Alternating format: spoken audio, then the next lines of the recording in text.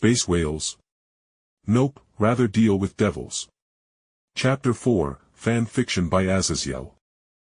Sona's peerage, although not special and given a bunch of cheats like Rias's, had the cheat of, for the most part, not being fucked in the head by their past traumas.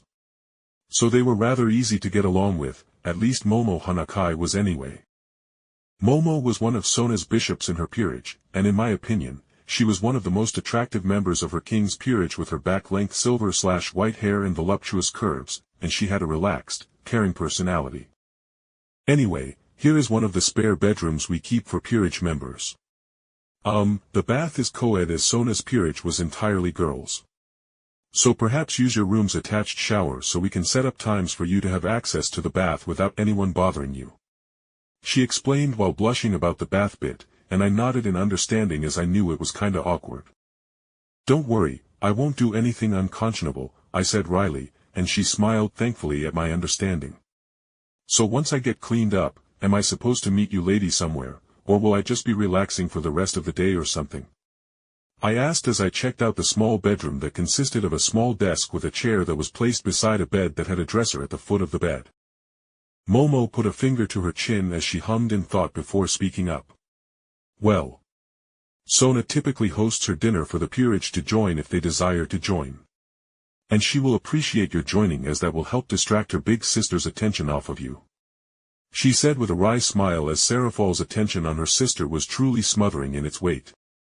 Alright, I will be there, I said, and then I accepted the offered coed uniform from Momo. Do you need me to show you how the showers work? She offered, and I shook my head with a chuckle and said I could figure it out. And with that, Momo went back to her own room to freshen up after the school day.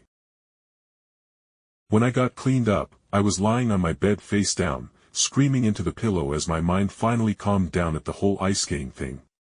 To say nothing of being the conceptual hell's bitch and having several people and beings I needed to kill to lose said leash around my immortal soul. But the several powers and the fact that the omniverse was open to me was a balm to my soul. At worst, I could literally go to Pokemon and just hug an Eevee or something for the best type of therapy if I felt like I was going to snap. So with that bit of mental screaming out of the way, I decided to sit down and sort out all my powers and their effects so I could figure out the best way to take advantage of Sona's lessons her peerage could offer me. First, my demonic contract to hell granted me a semi-sentient weapon that would grow more powerful the more people and the stronger people I killed with it, that was soul-bound to me. Not really much I could train with that as Soul Edge was a brutal weapon that only chopped through all in its path, rather than using advanced swordplay. Secondly, my magic core allowed me to use any magic that I could understand while being able to absorb the mana from the world around me in combination with my own internally generated mana.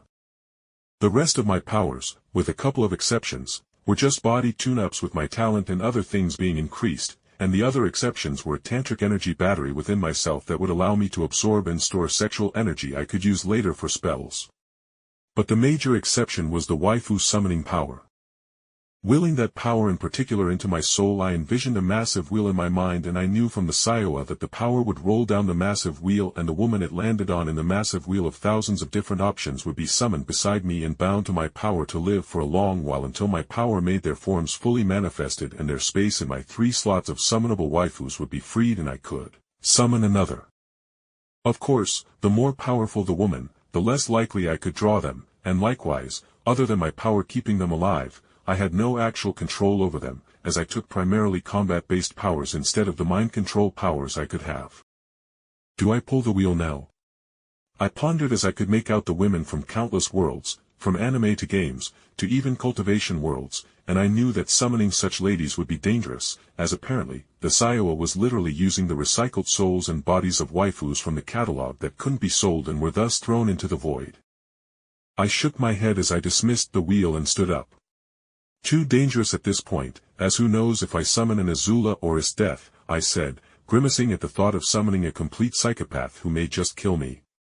I then got off my bed with a sigh at not being using the power, and I made my way towards the living room where Sona was supposed to be hosting dinner. Coming into the dining room, I blinked as I took in how Sona's whole peerage was already sitting at the table that was laden with dishes like it was Thanksgiving. Oh, Jake, I wasn't sure if you were coming to join us today. Well, I suppose you can sit between Seraphol and myself. Sona said, blinking through her glasses as she raised an eyebrow at the sight of me. Okay, thanks for the meal. As I took my seat, I smiled wryly as I sat between the two devil sisters, and I could feel Seraphal's gimlet eye aimed at me for how Sona expertly moved aside into another chair, so I was the ment between Sona and Seraphal. Obviously, with them being devils despite it being what amounted to a large, family meal, there wasn't any pomp or ceremony, and within moments, we were all eating some gourmet food before Seraphal spoke up. So Jake, I was discussing with Sona here. Your magical training and I have taken off the night so I could get to know your magical limits and give you some pointers. Do you have an opinion on this? She asked, and I reflexively looked at Sona as she herself was my contracted devil, but she steadfastly stared into the salad that she was eating. After a moment of thought, I spoke, but with clear respect in my voice as I denied Seraphal Leviathan. Seraphal, I truly appreciate your offer, but I think it's best if I set my foundations as a mage with my actual contracted devil, as it seems beyond disrespectful to just jump straight to you, I said tactfully, and she chuckled, nodding. All right, Jake, you pass. I was a little scared you would just up and dump Sona if a more appealing offer came up, but I am glad to see you have some social skills as well as more hard talents. Seraphal mused before smiling as she looked over to Sona. See, Sona, your cute contracted magician already has a crush on you, so don't let him down too hard when you deny his love for me. She said shamelessly, and Sona rolled her eyes. Yes, dear sister, whatever you say. She drawled before focusing on me with a more natural smile as she spoke. Anyway, after dinner, I will be discussing with you privately about your abilities and how we can both prosper from your growth, but in the meantime enjoy your meal, and thank you for keeping my sister's groping hands off of me. She said bluntly with a smug light entering her eyes as Seraphal cried out in shock. Lies and slander. Our love is the pure love only between magical girls, to say nothing of our love between our blood ties. She cried out, but then was silenced as the Sona, blushing a ruddy red, launched her bowl of salad into Seraphal's face before she buried her face into her hands in mortification.